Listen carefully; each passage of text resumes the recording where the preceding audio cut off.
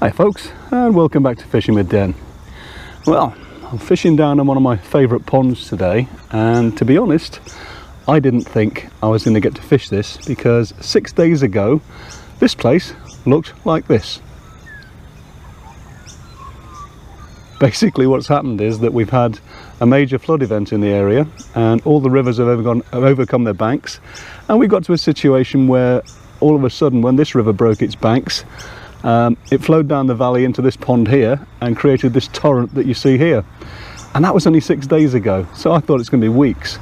But the rivers then went back into their banks and this obviously drained down the valley pretty quick. Now it is actually still pretty murky looking and it stinks from all the mud and decay that's around, but we're fishing. Just thought I'd fish here just to see what it's like fishing after a flood. So we're either going to catch a lot of fish or we're going to catch hardly any fish, if any at all. So we'll see about that one. But if you go back to this picture, where the arrow is, that's where I'm sitting now. So 6 days ago, it wouldn't have been very healthy sitting just here. Now, I'm using a waggler today because I felt like it. Probably the best thing is to do what Morris is doing and to use a pole. And I may have to go to that because I've just cast out and there's actually a current on the water still. What's happened is there's a culvert up to my left there which is pushing water through, so we've actually got a current pushing through. I'm going to see if I can cope with it. My float's sort of tripping through, but there's a lot of debris around, as you'd expect. There's floating logs and sunken logs and all sorts of stuff, so really not quite sure what the flood's done to the bottom, but we're going to give the waggler a go because I just feel like fishing it today. Haven't done it for a short while, so really I suppose what we've got to do now is just crack on and see if we can get a few fish.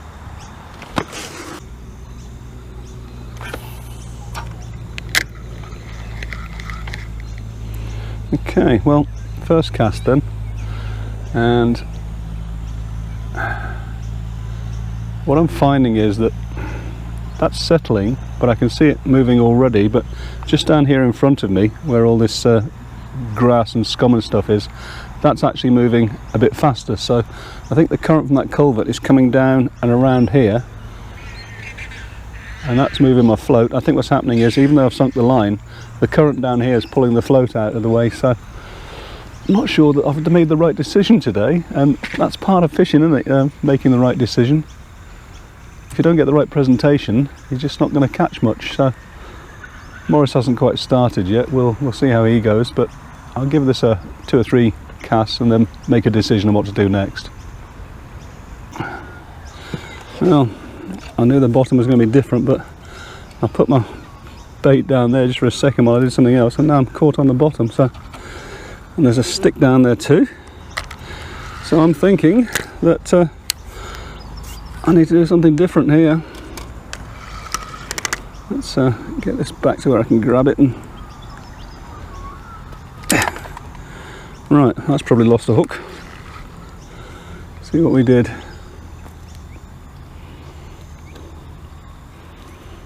Yeah, down a hook.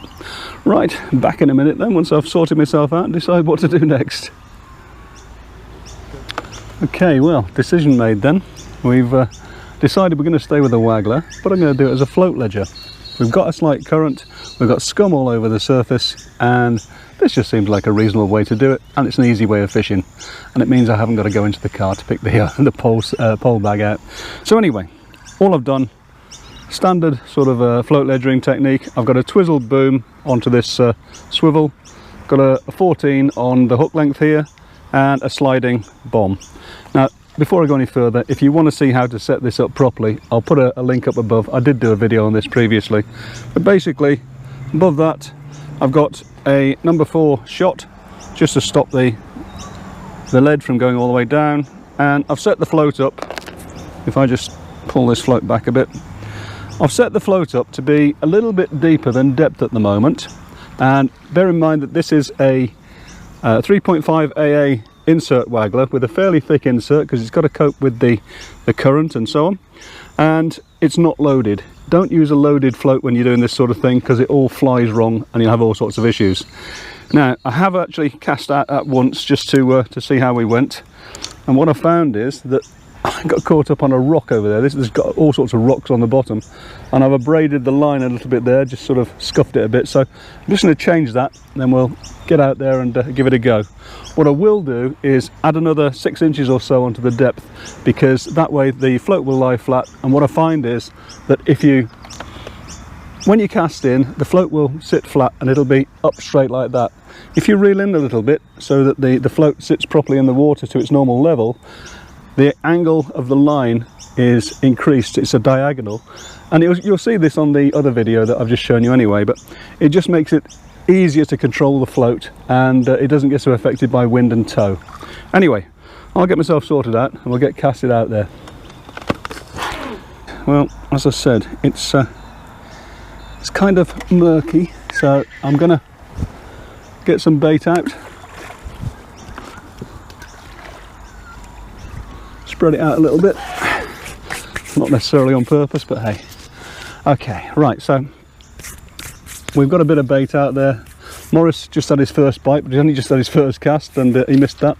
So it's really just a question now of giving it a minute or two and see if we can get a few fish turning up. Well, a good fisherman will draw me, they're ready to be drawn. GoPro, start recording. Finally got a bite. It's taken a while, but I've finally caught a fish. Well, no, I haven't caught it yet. We're 3 hours in. Morris there has been catching quite happily. He's had 4, maybe 5 fish now, and I have just had a bite. So finally I've got one. I won't mention the one that tore off when I wasn't looking, because that happened about 5 minutes ago, but at least we're getting somewhere now. Whoa, fish. I thought he was about done. Better not let him go into Morris's swim, he'll complain. Come on, fish. I'm guessing this is going to be 3 to 5 pounds. I was starting to think there was something wrong with me bait, or something wrong with me. 3 hours without a bite here is something else, especially old Mozza there's been catching quite reasonably. I would have shown you some videos of Morris as well, because I've got a second camera set up, but I'm having issues with it, because that's the other problem with today, technical issues. So you'll just have to watch me for today again.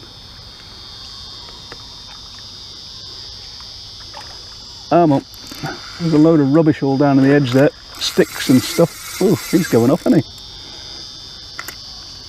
Come on.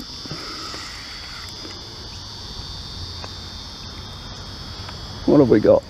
Oh yeah, it's a little common. Not actually all that big, but went well, didn't he? So I was hoping that after the floods they'd be starving, but yeah. Come on, fish. In we come. Oh, finally got one. Whew. I don't feel so bad now. Morris has shown me up for quite a long time there. Ooh, cold on my knees. Average size of fish. Hooks down in his mouth, but there we go, got him out. I'll just put that snagged up again on something down there. Just put that down there. Since it's the first one, I'll show it you. It's the usual sort of size. You're probably looking at, whoops, 3-ish pounds or so, maybe 3.5, but hey, it'll do for me. Let's get back out there and do some more. Typical. I have my sandwich and the float goes under. 3 hours, excuse me talking with my mouth full, without a bite, and then the float goes under. Still, this is fighting a bit differently. Morris was talking. He's very kindly shut up for a minute, haven't you? Yep. What have we got here?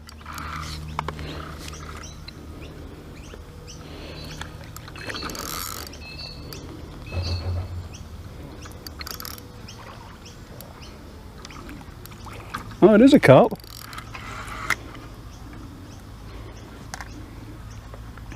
You might also notice that I've got a cage feeder on. I just changed to that so I could keep the feed tighter to the hook bait. And of course, again, I'll show you that on the video that I produced previously, but all you do is clip off the lead and clip on a cage feeder. Not a very big one.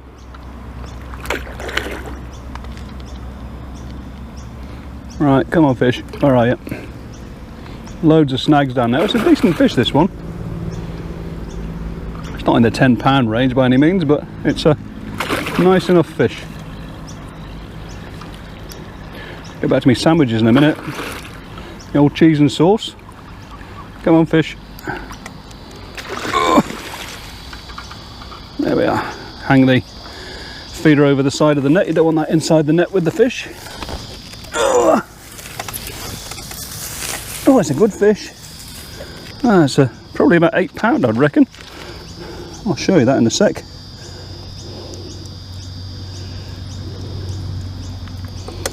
I'll just put this back in the water out of the way again.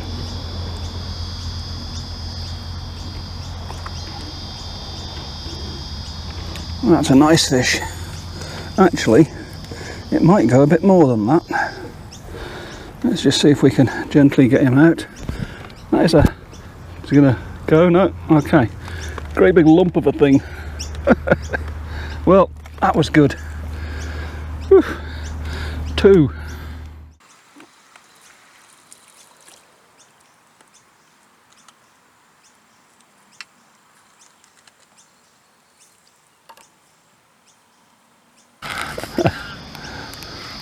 Well, it's slow, but I'm actually getting 1 or 2 now then. Took a while to get this bite after me one on the sandwiches there. Not quite sure what we've got. I don't think it's very big, this one. That's the thing with the float ledger though, the bites are real sort of slide unders, there's no real hesitation there. It's a bit like feeder fishing, you know. You still get a few plucks around the float where the fish are sort of just hitting off the line with their fins and whatever, but oh god, this one's really flopping around down there. But yeah, the actual bites themselves are all but unmissable. You've got to be careful because sometimes you will get the reel back winding, because if you aren't looking, it can take off with it and it bolts against the weight of the feeder. So, come on fish. He's really going, this guy. He's acrobatic. Somersaults and all sorts. Come on fish. Catching up with Mozza. How many on now? 5 is it? 5? Sorry? You on? Yeah, you got me. Yeah, I'm just telling the folks on the old channel here that I'm finally catching up with you. Yeah, alright. Right. I think he's on 5 and I'm only on 3, so I can't let him beat me, can I? Well, I can try not to. Anyway, all good fun. What on earth have I got caught on now? I'm caught down there. Snags everywhere. Only about 3.5 this guy. Only just hooked in the skin of the mouth there. But we're catching Mozza. Little mini competition every week between us. There was a time there when I was actually thinking I probably wasn't going to catch today. Normally, you know, it's completely different. But then, as I say, it's after a flood, so didn't know actually what to expect. Morris has done well though. He's had those 5 fish. He's lost 2 or 3. We've got some snags around from the floods, but you kind of expect that. But if I've got 3, hopefully there's a few more to come. At least we're catching a few after all those floods. I mean, that's something. It really was racing through here the other day. In fact, here's a quick shot of that, just to give you an example. I took it from back up behind me there, up on the main track, and I don't know if there'd been any talking in it or not, I can't remember, but anyway, have a look at this.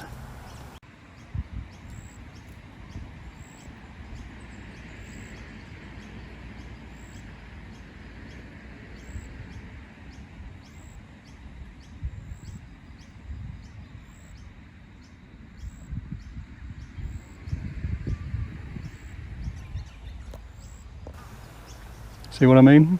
Absolutely chucking it through it was. So I'm amazed that we're actually down to semi-normal levels, a bit higher than normal. Still a bit coloured, and there's stuff all over the surface, rubbish and sticks and things. But hey, yeah, could have been a lot worse. Still can't fish the rivers because they're still quite a ways up, but at least we've got a day out, which is what counts. Ooh.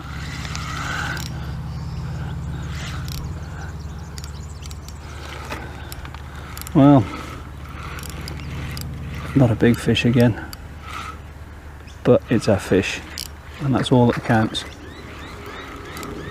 Mozza's really slowed down. He's bunked some. Oh, he's actually got a bite now. He's actually got a lighthouse on for a float because he can't see, but it works for him, and the fish don't seem to care, which is great. I think this is the smallest one so far, actually.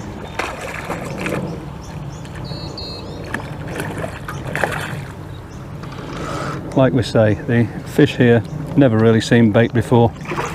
They aren't shy of tackle at all, so it doesn't make much difference if you've got a really heavy-ish float on or not, it seems. Come on, there we go, gotcha.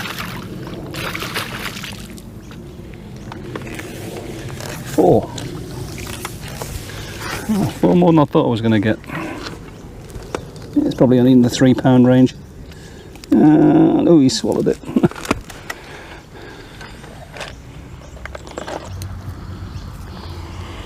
Okay, whoops. As I say, not a big fish, but 4. Oh, and Mozza's got one as well. Wow. Well done, Mozza. That's 6. Oh, it's a good fish.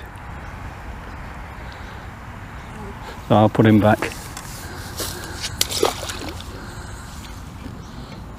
There we go.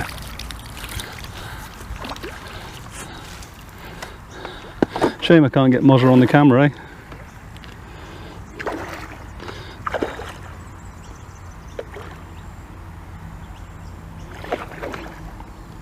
Your ground bait's paid off, mate. Yeah. Yeah. Oh, stuck in the floor again. Right. Put some bait on and back out there. I've just got some corn and pellets in the ground bait mix. Put down to reverse off a sec.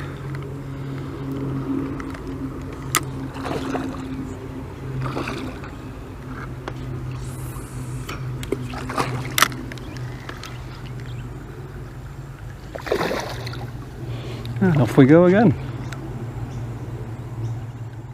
Well, Morris is in again. This is embarrassing. He'll never let me live this one down.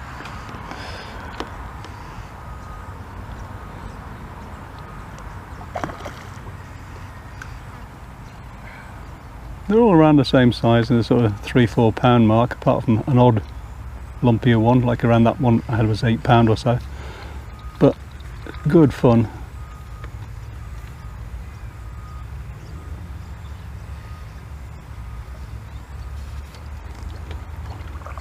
Looks like I can get trounced yet by Morris, eh? Won't tell him out there. Well folks, that's Mozza on his 8th fish now, and I'm still on 4. So obviously, like I said at the start, I think the pole was the way to go today. We are after a flood, and I did want to fish with the waggler. I've only had the 4. Main thing is, it's been a nice enjoyable day, nice and warm. And good company from old Mozza there, even if he did trounce me, and I'll probably have to admit to him that he actually did trounce me this time, but hey, it's all good fun, isn't it? So anyway, that's it for another one. Hope you enjoyed it. As always, if you did, click the like button. If you want to subscribe, you can. And until the next time, bye for now.